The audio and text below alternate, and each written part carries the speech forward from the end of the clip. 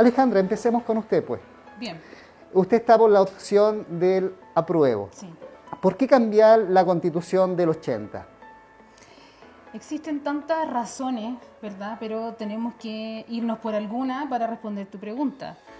La Constitución del 80 fue creada en un contexto diferente al de hoy. Hoy tenemos una oportunidad en democracia con registros en donde la voluntad soberana del pueblo puede ser expresada a través de un voto en libertad. Y en ese contexto histórico en el que estamos, valoramos y celebramos la democracia y por eso también vamos por el apruebo.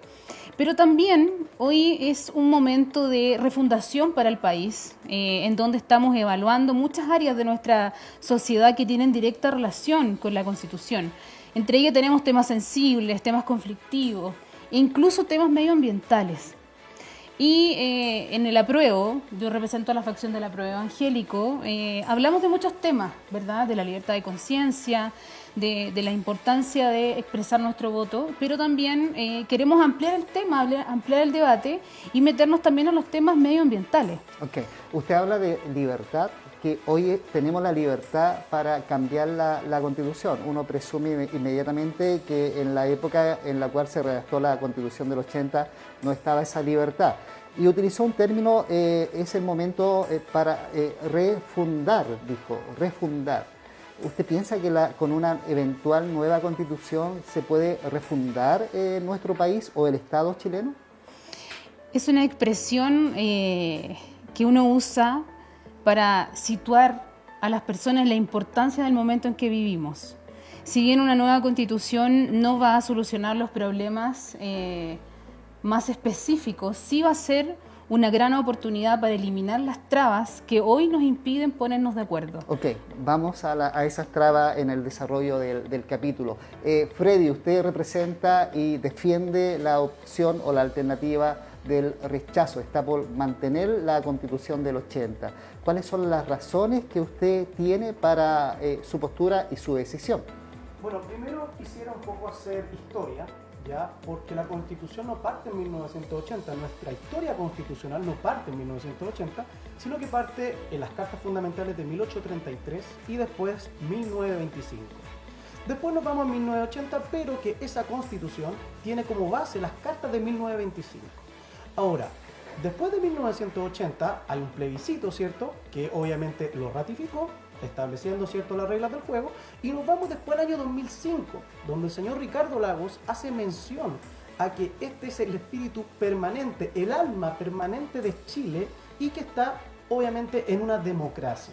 Después nos vamos al año 2015, donde doña Michelle Bachelet vuelve a hacer otra reforma a la Constitución. Entonces, nuestra clase política y la sociedad en su conjunto, a través de algo que se llama la costumbre, ratificó la Constitución que nosotros hoy tenemos vigente y que ha permitido que muchos chilenos salgan de la pobreza. Usted dice que la Constitución del 80 del general Pinochet no es la misma Constitución, que es otra Constitución, la que tenemos hoy en día, año 2020. Tiene más de 43 modificaciones y en general más de 200 modificaciones, otras personas dicen, respecto a que no es la misma. Por ejemplo, tenemos de los comandantes en jefe, los cambios en cuanto a los periodos presidenciales, además las facultades de los alcaldes, ¿cierto?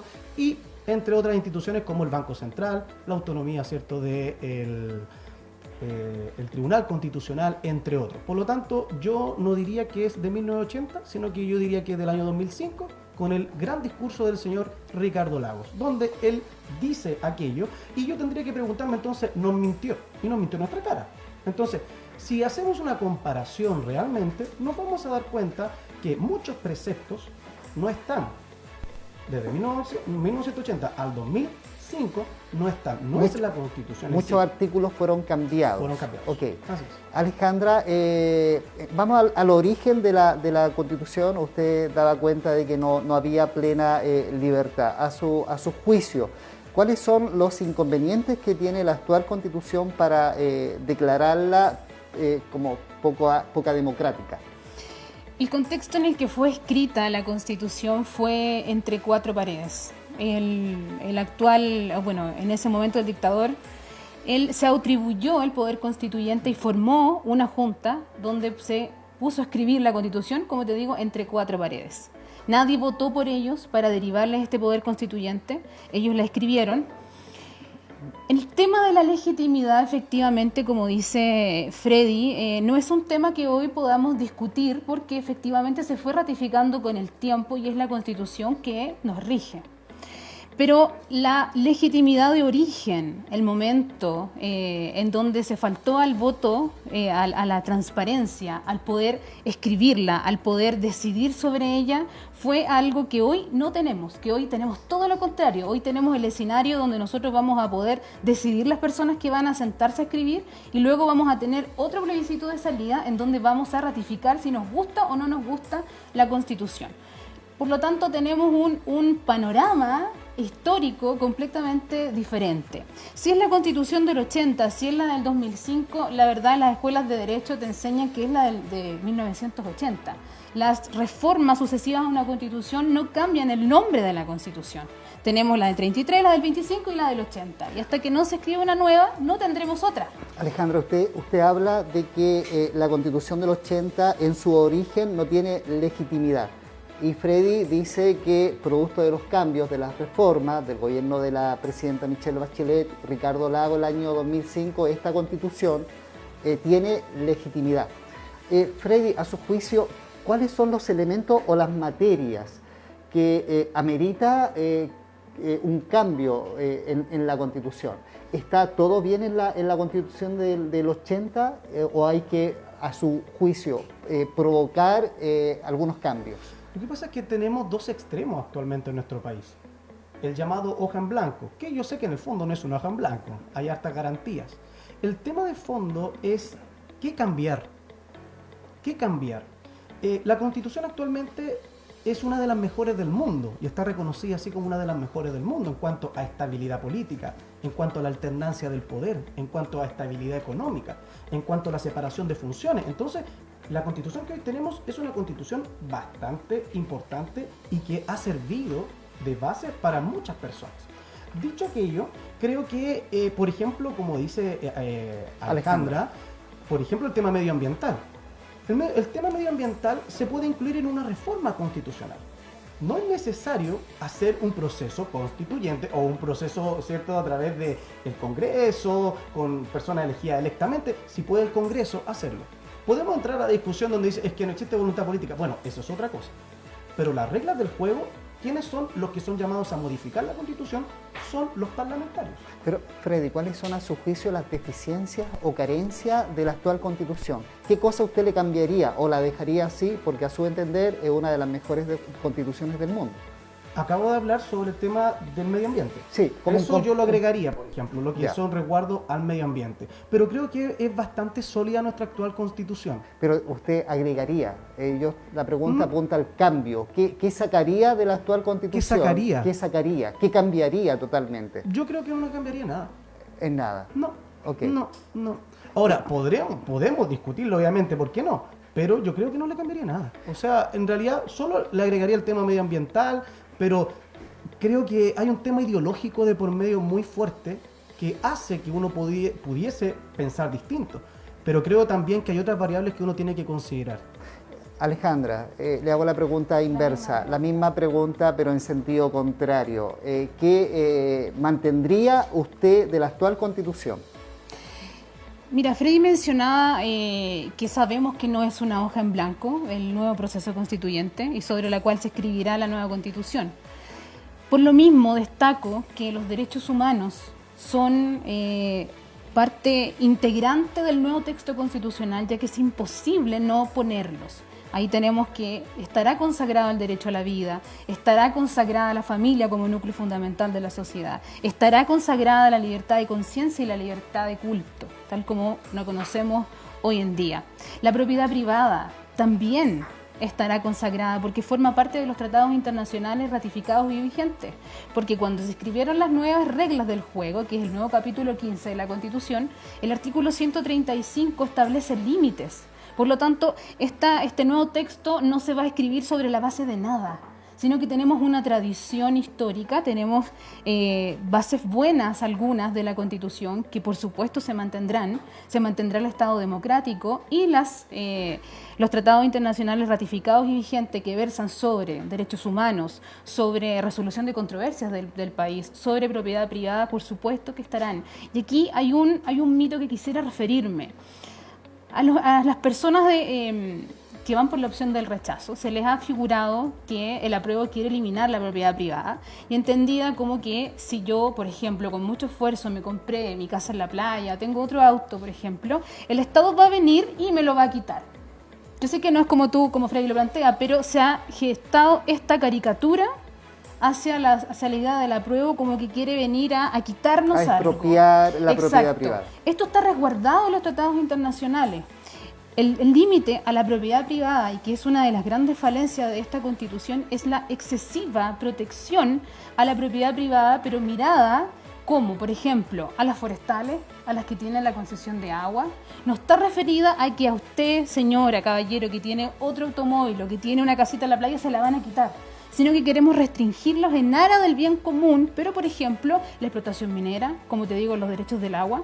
Entonces, no podemos equiparar, esta Constitución comete el grave error de equiparar la propiedad que yo tengo sobre mi casa, sobre mi automóvil, a la propiedad que tiene una forestal sobre un lugar que tiene bosque nativo, que tiene unos recursos minerales preciosos para nuestro país y que tenemos que pensarlo.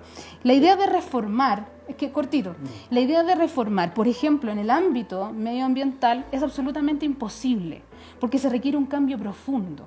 Se requiere un cambio profundo al corazón mismo de esta Constitución, que es la poca participación ciudadana, la exacerbación de la protección a la propiedad privada, pero referida a estos bienes de uso público, de uso común que nos benefician a todos, un presidencialismo exacerbado y un tribunal constitucional que nos ha impedido las demandas Tenemos sociales. tiempo y la idea es ir abarcando los temas paso a paso. Freddy desarrolla mucho la Constitución del 80, la propiedad privada.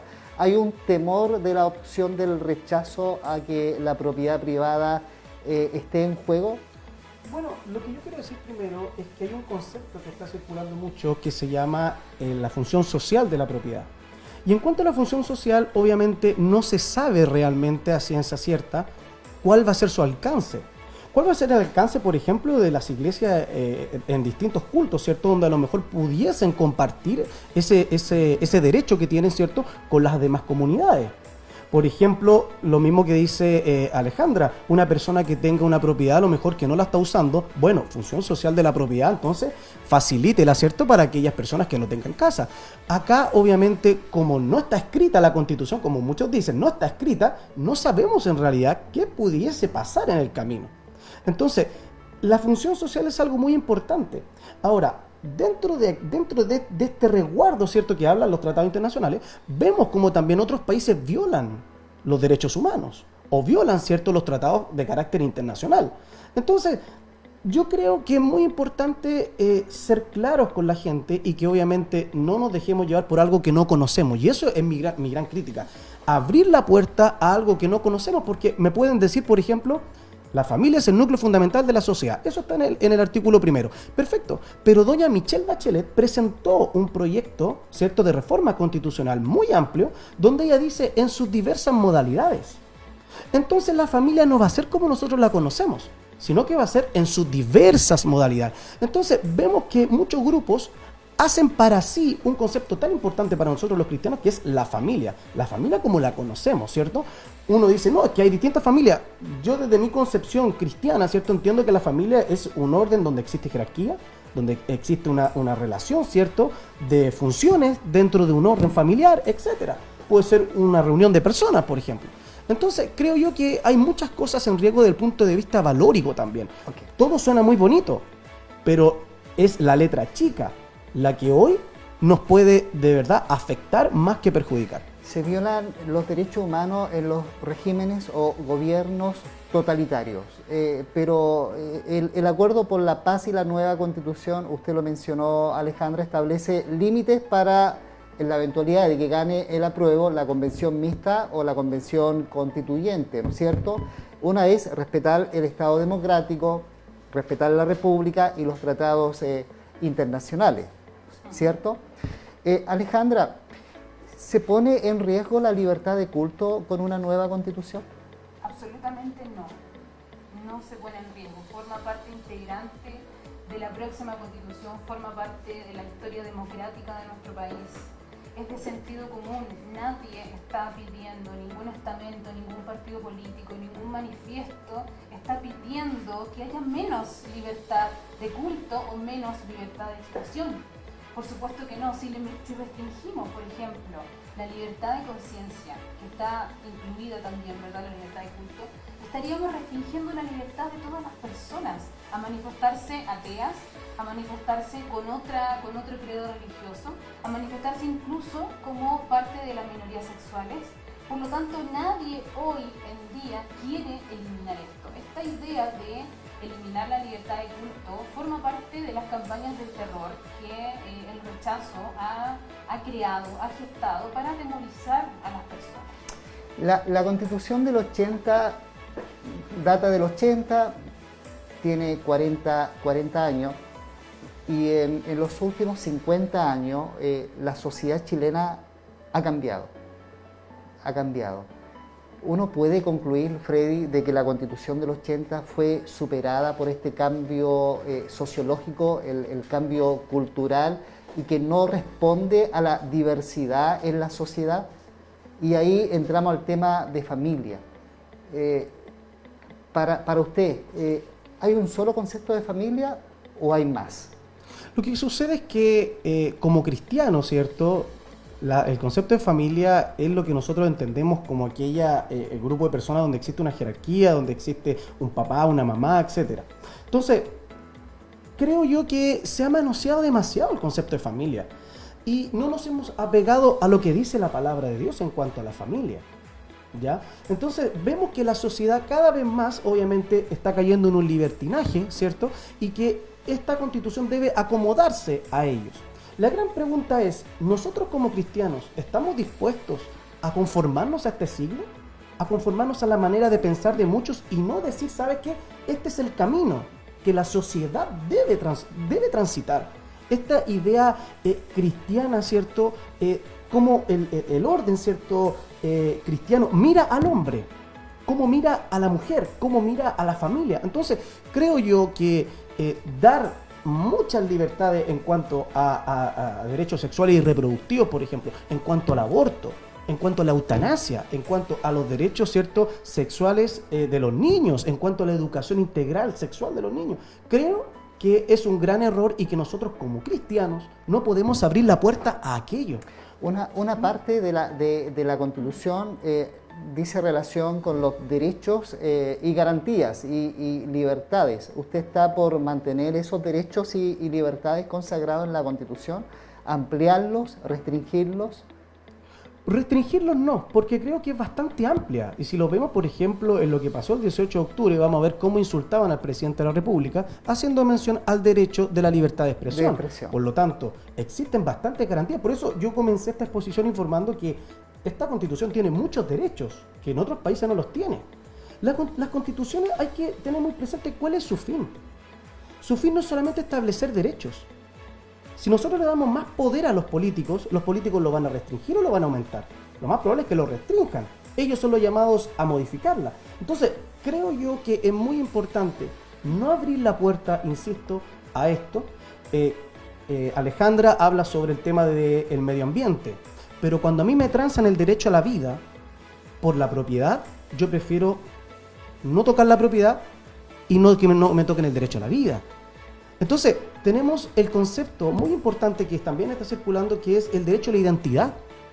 La Constitución va a establecer el derecho a la identidad de una persona. O sea, si el Estado entonces, como le da el derecho, se lo va a reconocer. Así es. Pero hoy vemos cómo muchas personas no necesitan del Estado para que ellos puedan ser como quieren. Y vamos a institucionalizar aquello, creo yo que es un extremo. En esa misma comparación entre el derecho a la vida y el derecho a la propiedad, Freddy es partidario del derecho a la vida. Alejandra, si tiene dos derechos, el derecho a vivir en un medio ambiente y el derecho de propiedad, ¿cuál elegiría usted? Porque la Constitución del 80 le da mucha importancia al derecho de propiedad en desmedro del derecho al medio ambiente. Miren, nuestro fin es informar, ¿verdad? Y parte de informar es también decirle la verdad a las personas. Decirle la verdad, contextualizarla en lo que hoy constitucionalmente y legalmente tenemos. Hoy la opción rechazo cae en el error de creer que de su lado todos piensan igual y están por los mismos valores y las mismas ideas. Y no nos entendemos como que somos parte de una facción más grande, tanto el apruebo evangélico como el rechazo evangélico. Dentro de las filas del rechazo existe gente como por ejemplo Axel Kaiser, que es abogado, escritor, que es la contraparte natural de Fernando Atria. Nuestros hermanos siempre lo citan al defender el modelo económico y Axel Kaiser se ha declarado expresamente a favor del aborto y del matrimonio homosexual.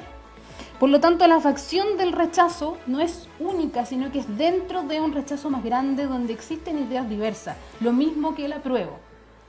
Ahora bien, bajo esta constitución ya se permite el aborto en 3 causales y el fallo del Tribunal Constitucional no prohíbe y por supuesto deja la puerta abierta al aborto libre. Por lo tanto, este es un tema que estamos viviendo hoy. Con esta constitución o con la siguiente constitución siempre estarán los que lucharán a favor o en contra de aquello.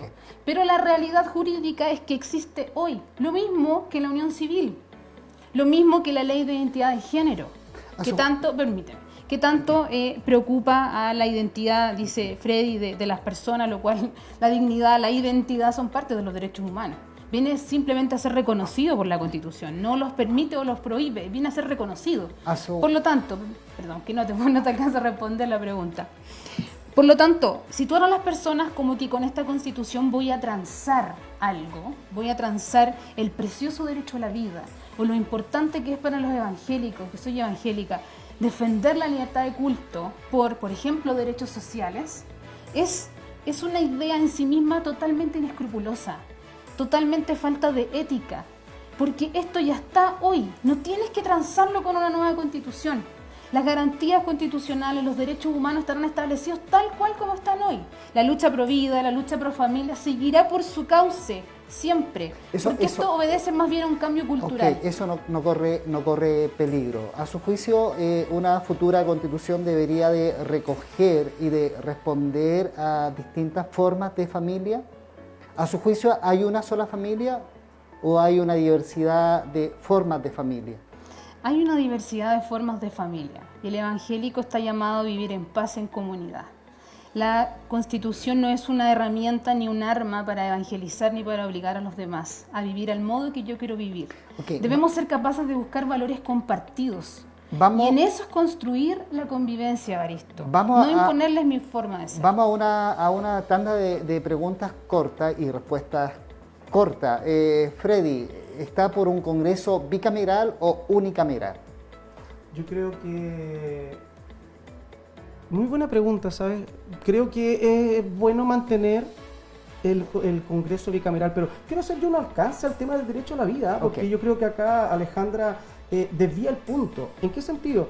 La Constitución, en el artículo 19, número 1, ¿cierto? Inciso segundo, dice: la ley protege la vida del que está por nacer. Del que está por nacer. Por lo tanto, el concepto de aborto en 3 causales solo cae dentro de una cantidad de semanas. Pero yo no puedo, actualmente con esta Constitución, asesinar un bebé que está en la semana 38, en la semana 35. La Constitución le resguarda ese derecho a ese bebé que está en el vientre materno. La Constitución, ¿cierto?, presentada por doña Michelle Bachelet, elimina ese concepto. Elimina el concepto de la ley protege la vida del que está por nacer, abriendo la puerta, obviamente, al aborto libre. ¿Usted cree que se va a tomar ese anteproyecto de la presidenta Bachelet y va a ser como un precedente, un antecedente? Yo creo, si respetamos la institucionalidad, ¿cierto?, yo creo que sí. Van a haber muchas personas que y los grupos, ¿cierto?, que van a poner, ¿cierto?, sus ideas, la van a sacar desde ahí mismo. Ahora, ¿qué pasó entonces? ¿Por qué no se presentó? Porque obviamente quedó en los últimos 5 días de gobierno de doña Michelle Bachelet, nosotros gobernamos hasta el último día, lo presenta 5 días antes de irse, y deja a un candidato que no iba por una nueva constitución. también la ciudadanía se saltó las reglas del juego. Así es. Entonces, creo yo, estimado Evaristo, que ese precepto es muy importante y que se va a usar. Ahora, obviamente, cuando no hay una respuesta clara a aquello, lo más fácil es la duda. Y me han dicho mucho, ¿tienes la verdad revelada? No, está ahí, en el Congreso, está. Vamos a la pregunta original. Sí. ¿Congreso bicameral o unicameral? Bicameral porque aumenta la representatividad. Ok, ¿gobierno presidencialista o semipresidencialista? Presidencialista sin alterar el presupuesto público por parte de los parlamentarios, que no tengan iniciativa de... En cuanto a de los gasto público. presupuestos, ya que hizo mención del presupuesto, ¿es partidario usted de aumentar la carga impositiva, los impuestos, o de mantenerlo o de bajarlo? Mientras no se toque la propiedad privada, ¿cierto? Como la conocemos y obviamente se dé garantías de que va a existir inversión, ¿cierto? Y desarrollo, obviamente se pueden aumentar los impuestos. Autonomía del Banco Central. De todas maneras, porque si no nos volvemos en una Venezuela emitiendo billetes para todos lados. Que la Constitución sea extensa o más acotada, más restringida. La Constitución de Estados Unidos tiene 7 artículos y 25 a 26 enmiendas. Por lo tanto, las constituciones deben ser pequeñas, lo más pequeña posible, y las que tienen que tener fuerza son las leyes que llegan a la gente. Leyes orgánicas constitucionales y leyes especiales o leyes ordinarias. Y debe ser la Constitución una Constitución rígida, con altos quórum para una posible modificación. Los quórum permiten dar seriedad a los estados. Permiten obviamente que el 50+1 no dé vuelta un precepto tan importante como el derecho a la vida. Por lo tanto, creo que es importante mantener los quórum. Gracias, Freddy. Las mismas preguntas, Alejandra. ¿Un Congreso unicameral o bicameral? Unicameral. Unicameral, para que usted, vecino, sepa lo que es un Congreso unicameral o bicameral. Unicameral es una sola cámara, ya sea diputado o Senado. Y bicameral, hoy en día tenemos un Congreso bicameral, 2 cámaras, Cámara de Diputados y Cámara del Senado o el Senado. Claro, eso demanda un mayor gasto fiscal, mayor presupuesto y tener a una cantidad de legisladores. Yo le agregaría también que la iniciativa de proyectos de ley no solo sea del presidente y de los parlamentarios, Vamos a entrar también de la vamos a entrar ciudadanía. a la participación ciudadana. ¿Más impuestos o menos impuestos? Más impuesto a quien tiene que ser. Más Repartir impuestos. mejor la distribución de la riqueza en el país. Que el que recibe, el que gane más, pague más tributo. Por supuesto. Ok, en cuanto al régimen de gobierno, Semipresidencialista. El hiperpresidencialismo ha sido totalmente nefasto para construir un mejor país, llamar a más derechos sociales y que nuestros parlamentarios puedan ponerse de acuerdo y realizar mejoras hacia el país. aquí entramos en una diferencia. Aparte de que usted es partidario, Freddy, del bicameralismo en el Congreso y Alejandra es partidaria de una sola Cámara, el régimen de gobierno, usted es partidario del presidencialismo. Así es. Y Alejandra Semi. es partidaria del régimen semipresidencial. Sí, quiero hacer un alcance a eso. Perdón, para informarle a nuestros vecinos qué se entiende por presidencialismo y semipresidencialismo. Hoy en día nosotros tenemos un régimen de gobierno presidencialista o hiper presidencialista, en el sentido que hay muchas facultades y atribuciones que recaen en la persona del presidente de la República. Freddy es partidario de esa alternativa y Alejandra es partidaria de quitarle atribuciones, de quitarle poder al presidente y entregárselas al Congreso y buscar de una u otra manera un cierto equilibrio. ¿Por qué, Alejandra? Las materias que tienen que ver con exclusiva referencia al presidente siempre son las del presupuesto, donde sirve, donde ayuda a la gente. Y somos partidarios de que tiene que haber mayor participación, mayor equilibrio entre los poderes del Estado. Por supuesto, apoyar la idea de separación de los poderes, tal como la Biblia lo establece. Pero este régimen hiperpresidencialista ha demostrado al país que no es la manera más ética y equitativa de gobernar. Ok, Banco Central. Autónomo. Autónomo. Ahí Eso es algo... concordancia Sí. en la autonomía del Banco Sí. Central. Yo también soy partidario de la Sí, de autonomía todas maneras. del Banco Central. Creo que le permite una estabilidad económica financiera a las arcas fiscales. Vamos a entrar a un tema no menor de la participación ciudadana, que es una demanda del movimiento social, de la protesta, del estallido social. Todos piden mayor participación, pero a la hora de A la hora de ir a votar, no todos van. A la hora de invitarlos en el barrio a una reunión con la Junta de Vecinos para tratar el tema de la delincuencia, la droga, del cierre de pasaje, van 2 o 3 vecinos. Vamos a entrar a ese tema. Freddy, amigo mío, ¿de qué manera, en la eventualidad de que gane la opción del apruebo, la futura constitución debiera de recoger la participación ciudadana? Bueno, creo que es importante establecer que la Constitución actual no lo contempla. El Congreso tiene las facultades para tener iniciativa de reforma a la Constitución, como lo vimos con el 10%, que no fue necesario, ¿cierto?, comenzar de cero o hacer una nueva Constitución, porque si ellos se ponen de acuerdo, se puede hacer. Por lo tanto, puede ser una iniciativa, ¿cierto?, por parte de los parlamentarios para poder obtener, ¿cierto?, que la gente tenga este acceso a iniciativas de ley o beneficios, ¿cierto?, en cuanto al uso mismo de los recursos. Creo que las juntas de vecinos, por ejemplo, deberían también tener una ayuda mucho más fuerte, donde ellos también podrían tomar decisiones sobre sus villas, por ejemplo. Se fijan en cuanto a cierre de pasaje, en cuanto a luminaria, ellos conocen su entorno. Pero eso no es necesario que sea por parte de una nueva constitución, sino que podría ser, ¿cierto?, iniciativa propia del Congreso que se establezca en una reforma constitucional. Se dice que los congresistas se alejan de la ciudadanía y que la representación se quiebra, que los congresistas, nuestros parlamentarios, no representan las necesidades ni el sentir de la ciudadanía. Por lo tanto, a veces no tienen la legitimidad de presentar un proyecto de ley que beneficie a sus representados. Y por ahí está la figura de la iniciativa popular de ley. No es partidario de aquello que los vecinos organizados, cumpliendo con ciertos requisitos y con cierta cantidad de firmas, 1000 firmas, 2000 firmas, en una comuna, en un distrito, puedan ellos ir al Congreso y presentar un proyecto de ley? Creo que aquello es demasiado amplio. Creo que podría ser que existen iniciativas comunales, donde el alcalde podría sujetarse un poco a esa iniciativa por parte de los vecinos, pero proponerlo a través de una ley de la República en el Congreso es muy amplio, creo yo. Ok, Alejandra, ¿cuál es su postura? La participación ciudadana ha sido parte fundamental de las protestas y del movimiento social. La gente clama por más participación, por ser más escuchada. Las personas han demostrado mucho interés en participar de cabildos, en participar de reuniones. Incluso la pandemia no ha evitado esta reunión acerca de estos temas. Hay en materia medioambiental exactamente lo mismo. Muchas instancias, muchos grupos organizados que quieren participación ciudadana en las etapas legislativas, sobre todo en el ámbito del derecho ambiental y en el impacto ambiental. Con respecto a las iniciativas legales, hoy tenemos el mensaje presidencial o la moción parlamentaria.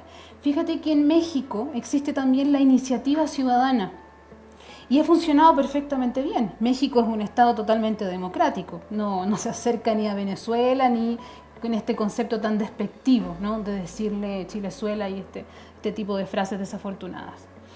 Pero en México funciona muy muy bien y esto funciona para todos los sectores políticos. Existen reglamentos, existen instancias en donde esto se regula y no se transforma esta iniciativa ciudadana en una especie de libertinaje, ni mucho menos. Se transforma en una respuesta a una iniciativa, a una idea de que la gente clama por participación. Han salido propuestas maravillosas en México desde la gente, porque no significa que inmediatamente se transformará en ley de la República, significa que comenzará a tramitarse ese proyecto en las instancias legales, en el Congreso. Alejandra, Freddy, Alejandra dice que la ciudadanía o la gente está hambrienta de participación. Usted daba cuenta de lo que se hizo bajo el gobierno de la presidenta Michelle Bachelet. Alejandra, ahí en ese proceso hubo poca participación. Se hicieron muchos cabildos ciudadanos, muchos encuentros. Sí. Se pretendía que iban a participar 1 millón de personas, es para darle una cifra, y llegaron 200.000 personas o un poco menos. Entonces, ¿la gente, Freddy, tiene ese hambre, ese deseo de participar? Quiero hacer un alcance a lo que dice Alejandra, porque México tiene más de 120 mil millones de habitantes.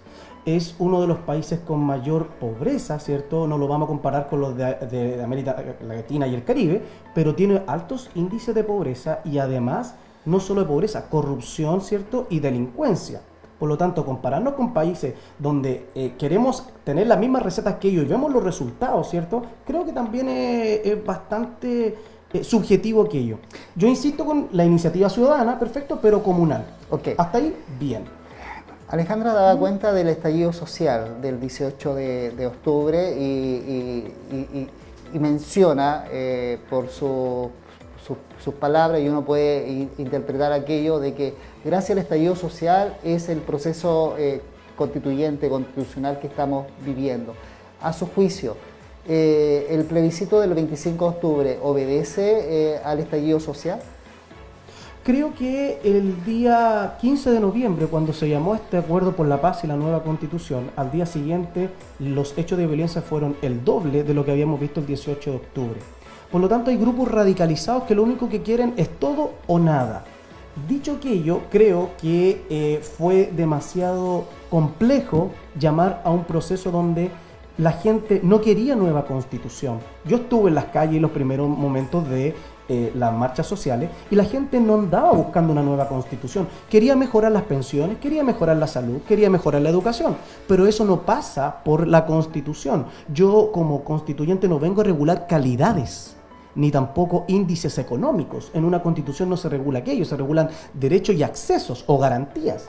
Dicho aquello, entonces, creo que obviamente esto fue bastante complejo y obviamente nosotros como cristianos que respetamos el Estado de Derecho y respetamos las instituciones, no podemos respaldar aquellos hechos de violencia justificando una nueva constitución. Alejandra, la manifestación, la protesta social pidió una nueva constitución o simplemente fueron los partidos políticos quienes se aprovecharon de la oportunidad y presentaron este tema de la nueva constitución?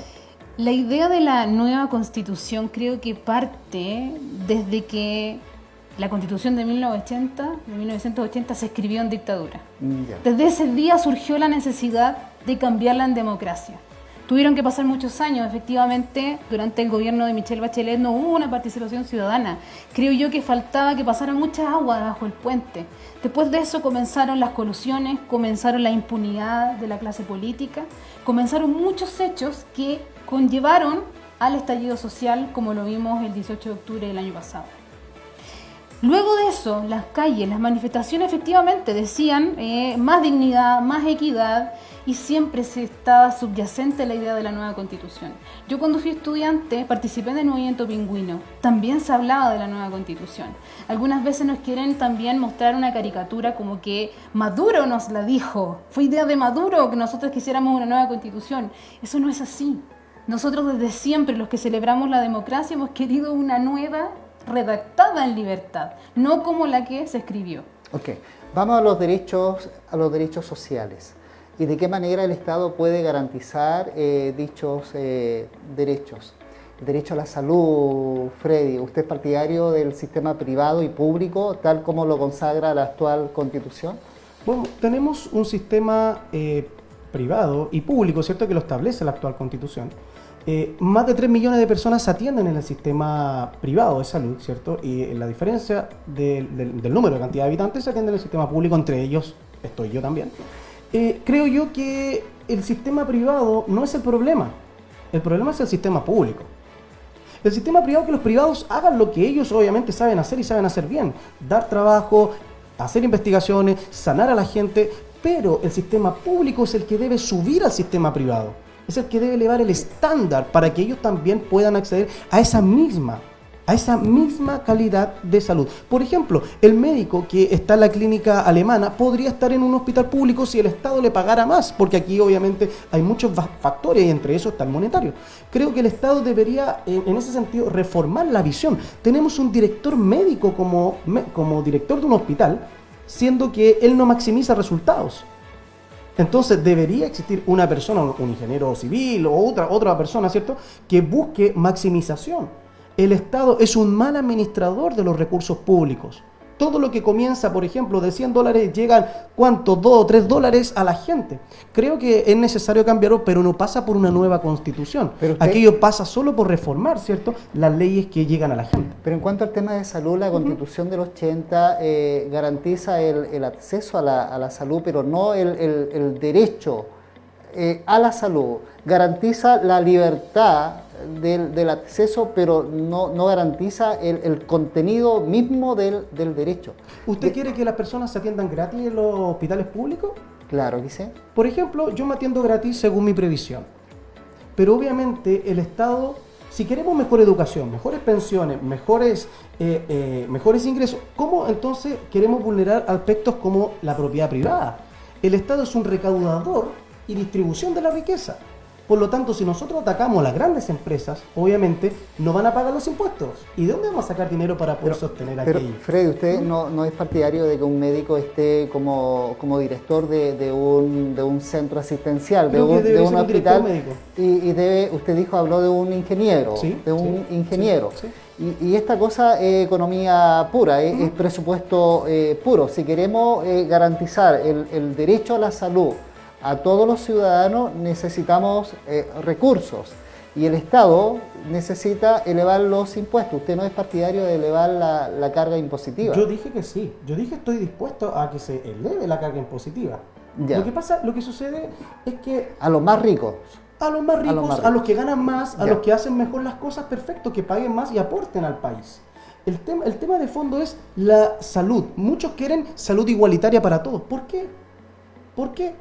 ¿Por qué no puede haber un sistema privado? ¿Cuál es el problema? Si el tema es que el sector público suba el estándar al sistema privado. Están los recursos para aquello, creo. Alejandra, aquí hay una crítica de Freddy al aparato estatal, y yo lo comparto. Lo comparto porque estoy dentro del Estado. El Estado es ineficiente. ¿Usted es partidaria de un solo sistema de salud público? ¿O que esté la alternativa también de la ISAPRE, o bien de otro modelo que no sea la ISAPRE, pero ofrecer la alternativa del sistema privado de salud? Mira, la respuesta es más profunda de qué modelo quiero. La respuesta obedece a que hoy el Estado no puede ser garante, no es efectivo que él sea garante, por ejemplo, del derecho a la salud o del derecho a la educación. Hoy la lógica del país es una lógica capitalista exacerbadísima, que tú tienes dignidad, tienes derecho si puedes pagar. No tienes dignidad porque en ti recae la dignidad del ser humano, sino que simplemente cuánto tú tienes. Y esa lógica se cambia pensando en un Estado social de derecho. Hoy tenemos un principio subsidiario, tenemos que avanzar hacia un Estado solidario que sea capaz de ser garante de estos derechos sociales. Y respondiendo a tu pregunta, un solo sistema de salud. Existe en otros países, por ejemplo en España. En España se atienden ricos y pobres en el mismo sistema de salud. Y nadie se siente menospreciado por aquello. Lo que pasa es que la lógica de mercado que nosotros tenemos en Chile nos exige, digamos, esto de correr, esto de llegar. Pero tenemos que cambiar esta lógica. Un solo sistema de salud. Un solo sistema. Podemos agregarle incluso seguros, pero podemos hacer algo. ¿A cargo de quién? ¿Administrado por quién? Por el Estado. Por el Estado. Por el Estado. Sí. Ok. Ahí estaría limitando la Estado la no iniciativa puede ser privada. Garante. El Estado hoy está impedido de ser garante precisamente por la Constitución. Porque la Constitución hoy lo que privilegia es el derecho de propiedad. Si tú tienes para pagar, tú vales. Tú puedes obtener mayor dignidad. Esa lógica es la que hay que cambiar. Okay. Cambiando esa lógica en que el Estado pueda ser efectivamente el garante, por supuesto que pueda administrar la salud. Freddy, ahí entramos al rol del Estado. ¿Queremos un Estado más grande o un Estado más pequeño? ¿Queremos un Estado subsidiario o queremos un Estado solidario? ¿Cuál es su opinión? ¿Es partidario del Estado subsidiario? Yo soy partidario que el Estado sea lo más chico posible para que todas las personas tengan libertad de elegir y que no el Estado me imponga lo que yo tenga que hacer o no. Hablar de España creo yo que actualmente no es un gran referente. No es un gran referente dado lo que ellos están viviendo como país. Importante destacar algo. En el año 1990 teníamos un índice de pobreza del 39 a 38%. Hoy, con esta constitución, tenemos un índice de pobreza del 8%. Pobreza extrema, en 1990 teníamos un 13% y hoy tenemos un 2%. El modelo chileno funciona. Hay que mejorarlo, como se dice, todo es perfectible, perfecto. Pero no sacar el modelo que nos ha permitido recaudar impuestos. Que muchas personas salgan, ¿cierto?, de la pobreza. O sea, yo a veces trato de usar un poco el sentido común y pienso y digo, si esto nos ha servido para que muchos salgan de la pobreza, sigamos mejorándolo. El tema del acceso a la salud, toda persona hoy en Chile puede ser atendida. Está la Ley General de Urgencia. Toda persona puede ser atendida y tiene el derecho a que no se le rechace su atención médica. Hablamos de la calidad, perfecto, pero eso no pasa por una constitución, no de un día para otro cuando yo escriba. Y el Estado garantiza la buena calidad, vamos a tener médicos realmente calificados. No. Entonces, las constituciones no garantizan calidades. Gracias, Freddy. Alejandra, Freddy da cuenta de que gracias a la Constitución del 80 la pobreza y la extrema pobreza disminuyó. Según la última información de la pobreza, producto de la pandemia, la pobreza aumentó. Por lo tanto, es tan frágil este concepto, esta realidad de pobreza o extrema pobreza. ¿Cómo alguien, y cuáles son los criterios medibles de la pobreza? ¿Cómo se puede entender de que producto de la cuarentena, producto de la pandemia, la pobreza en Chile haya aumentado? Mira, efectivamente el país ha disminuido su pobreza luego del retorno a la democracia. Pero la pobreza no solo tú la puedes medir, por ejemplo, con el PIB, con el Producto Interno Bruto, el cual mide un promedio, y ese es el indicador económico que dice que Chile, claro, efectivamente es menos pobre que antes, exceptuando el tema de la pandemia, ¿no? Pero efectivamente a través del PIB. Pero las personas, ¿cómo lo ven? Es como que yo le dijera, señora, usted se está quejando de Llena. Realmente no es que usted esté necesitando, sino que más bien es una percepción suya y no es así la realidad. Efectivamente, lo que sí podemos asegurar también hoy es que existe una profunda desigualdad de los ingresos, distribución de la riqueza ineficiente. ¿Y nosotros con qué países tenemos que compararnos? Ya que mencioné el ejemplo de México, de España. Nosotros tenemos que compararnos con esos países, con los países de la OCDE. Esos son perfectamente los países en que nosotros tenemos que decir, ok, ¿cómo son los indicadores? ¿Cómo es el nivel de distribución de la riqueza? ¿Cuál es la sensación de las personas? Porque las personas en Chile, ¿qué es lo que sienten? Que el rico es más rico y que el pobre es más pobre. Y que hay una clase media abandonada. Los informes de la OCDE y del Banco Mundial indican que existe otro indicador que es el indicador Gini, el cual mide la desigualdad en base a los ingresos. Porque yo puedo sumar todos los ingresos de Chile y decir, Chile tiene un tremendo PIB.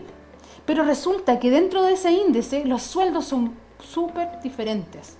Existe un índice en que el más rico recibe el 20% más que los grupos más pobres.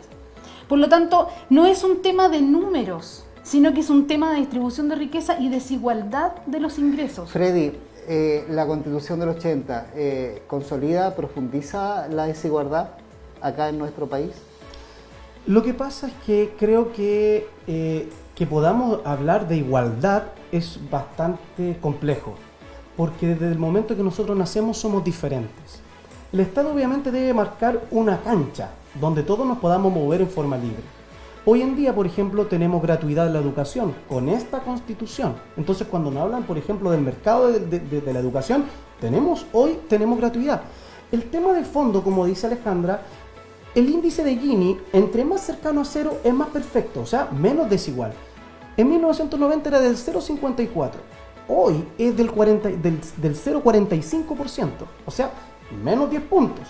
Por lo tanto, necesitamos acercarnos a que el Estado pueda garantizar, ¿cierto?, de forma plena y la gente lo sienta. El tema de fondo es que siempre vamos a estar disconformes, ¿cierto? ¿Por qué? Porque obviamente queremos más, pero los ingresos en los últimos años también han aumentado en un 489% comparándolo con 1990. Entonces, creo que es importante mirar hacia los demás países y nos vamos a dar cuenta que Chile ha podido enfrentar mejor esta pandemia por los recursos que esta Constitución le ha podido dar. Ok.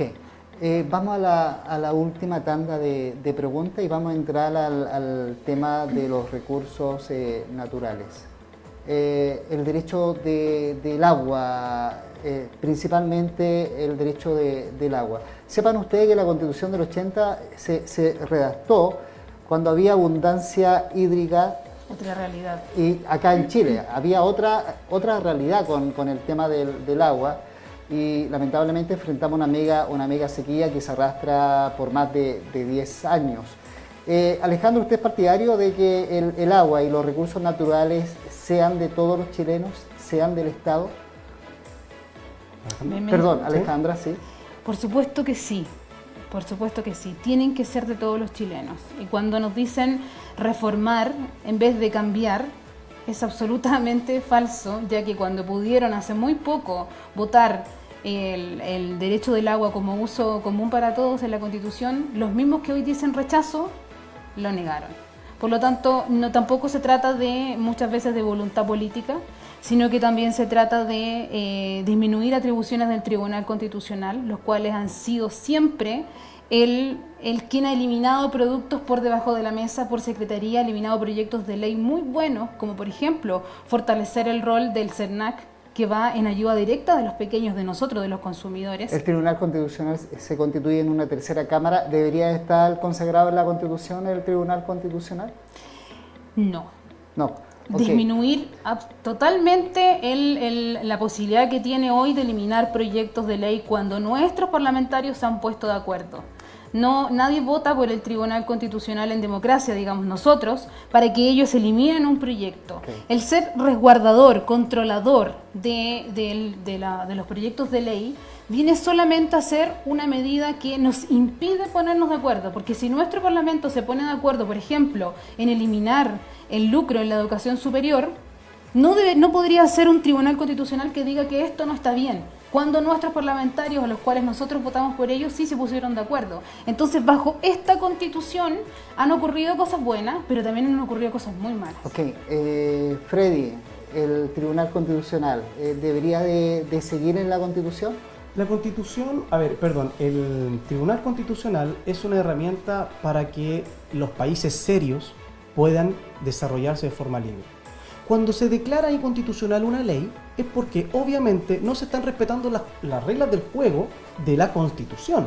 Por ejemplo, no se declaró inconstitucional el retiro del 10%. ¿Por qué? Porque se resguardaron y se cumplieron las reglas del juego, se cumplieron los quórums. Las leyes que se declaran inconstitucional es porque no se está observando algo que es de vital trascendencia para una democracia: el respeto a la Constitución. Si a los señores parlamentarios no les parece bien, ¿cierto?, el Tribunal Constitucional, bueno, modifiquemos la Constitución, modifiquen la Constitución, pongan los quórum. A veces pienso que muchos grupos quieren hacer lo que, pensando que son mayoría, son minoría. Y la minoría muchas veces quiere tener mayor iniciativa que la gran mayoría. Sí. Hay muchos países desarrollados europeos que contemplan el Tribunal Constitucional como un órgano de control preventivo de la ley. Y del sector del apruebo hay una parte por la permanencia del Tribunal Constitucional. Ahí hay una diversidad. Nos quedan pocos minutos. Freddy, entremos al tema de los recursos naturales y específicamente los recursos del mar y el derecho del agua. ¿Es partidario de aquello, de mantener el Código de Agua? Sí. A ver, el Código Civil establece, ¿cierto?, y el Código de Aguas también, dice que las aguas son un bien nacional de uso público. Por lo tanto, está el uso del agua. Tenemos una cobertura del 99% en cuanto al acceso al agua. Y obviamente, en los sectores rurales, de un 98%. Por lo tanto, Petorca, por ejemplo, o algunos lugares donde no llega el agua, hay un problema, obviamente, pero es parte de ese 2% que está quedando. Pero hoy en día existe el acceso al agua de toda persona. Si yo digo estatizar el agua, sabemos que el Estado no es un gran administrador. Y ese es el problema. Vamos a entregar al Estado, que es un mal administrador, estos recursos. Pero ¿de qué manera garantizamos el uso para el consumo? Porque acá hay muchas comunas que no tienen el vital elemento y hay empresarios que tienen derechos sobre el uso del agua, en desmedro del consumo.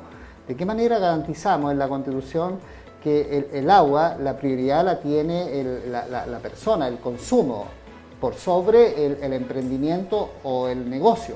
Bueno, solo a través de un cambio completo en la Constitución. Porque hoy la Constitución exacerba la propiedad privada por sobre el bien común, por sobre los principios, sobre los recursos naturales de uso público. Por lo tanto, si nosotros mantenemos la lógica de mercado de hoy, en que solo ve el bolsillo, solo ve a los empresarios y solamente los protege a ellos y no protege nuestro recurso precioso, vamos a quedar con un problema climático que tenemos a cuesta, vamos a exterminar, a terminar nuestros productos naturales, nuestros recursos naturales, nos vamos a encontrar con un país a futuro sin biodiversidad, sin un programa de sustento, de desarrollo sustentable para nuestro medio ambiente, y eso hoy es indispensable cambiarlo. Y no es solamente cambiarle unas palabritas a un artículo, sino que se trata de un conjunto de ideas que generan que esta Constitución falle por el privado y no por los bienes comunes de uso público. Alejandra, Freddy, ese es un buen tema, el tema de la biodiversidad y del desarrollo sustentable. Se está hablando de la justicia intergeneracional, en el sentido de que nosotros hoy en día disfrutamos de los recursos naturales, pero ¿de qué manera garantizamos esos mismos recursos a las futuras generaciones? Vamos a terminar con lo siguiente. Usted va a votar el rechazo el 25 de octubre y usted apruebo el 25 de octubre, pero va a recibir el segundo voto. ¿Convención constitucional o convención mixta, Freddy? Convención mixta. Ok, la convención mixta significa mitad legisladores y mitad personas común y corriente que no sean personas de los partidos, porque van a ser en realidad las personas de los partidos. De los partidos políticos. Porque los independientes todavía no existe la ley que se está tramitando para que ellos puedan optar, ¿cierto?, a poder participar. Por lo tanto, cada uno tiene que cumplir los requisitos para ser un diputado. Así es. Alejandra, ¿convención constitucional o convención mixta? Sabes que el mundo entero nos está mirando, porque la constitucional por la que voy yo va a ser la primera en democracia redactada con paridad de género. Y sería la primera en el mundo redactada de esa forma. Entonces, si gana la prueba y convención constitucional, por la opción que voy, sería nos estaría observando todo el mundo a ver cómo va a quedar. ¿Ustedes no militan en ningún partido? No. Ni en ningún partido. Si se aprueba la ley, me parece que ya se aprobó ya la posibilidad de que los independientes formen una lista y puedan competir en una eventual convención constitucional o mixta. ¿Se abren a la posibilidad de ser candidatos independientes? Yo creo que hay que buscar la mejor estrategia. El sistema del método de elección, que el método DONT que tenemos hoy en día, es una variable del binominal. Privilegia las listas, tiene excluyentes democráticos, por lo tanto, ir independiente no siempre es la mejor idea, no siempre es la mejor alternativa hasta que no cambiemos el modelo. Ok, Freddy. Creo que llegará su momento de poder tomar una decisión en esa materia. Ok, porque ustedes representan al mundo evangélico y bueno, y la Iglesia evangélica debiera estar presente en ese proceso constituyente. ¿De qué manera la Iglesia tiene participación en la redacción de una posible nueva constitución? Bueno, esto es Hablemos de Constitución, nuestro capítulo número 6 y ya ha pasado la hora, estamos en vivo, estimados vecinos, son las 21:15 horas, se nos pasó la hora. Quiero agradecer de todo corazón la presencia de ustedes. Freddy Rodríguez, las palabras finales. Bueno, gracias Evaristo, Alejandra, gracias por esta oportunidad de poder estar junto a ustedes, de poder informar, de poder dar un punto de vista, ¿cierto? Y obviamente nosotros como cristianos queremos lo mejor para nuestro país, desde nuestra idea cristiana, ¿cierto?, de la humanidad y la visión cristiana que nosotros tenemos, creemos que es necesario hacer cambios, pero obviamente no los propuestos por la opción apruebo. Muchas gracias, Freddy, por aceptar la invitación. Este es un espacio para dialogar, para debatir en términos muy respetuosos y tolerantes. Alejandra, sus palabras finales. Gracias por la invitación. Voten en libertad, voten con tranquilidad. No crean las campañas del terror, no crean que tienen que transar para elegir un mejor país. Sabemos que tendremos consagrados nuestros derechos humanos, sabemos que tenemos libertad de culto y la tenemos para rato. Voten en libertad, piense en su prójimo, piense en amor al prójimo, tal como Cristo nos lo dijo, y vote con tranquilidad. Sabemos que el apruebo es, en mi forma de ver, la mejor opción. Bien,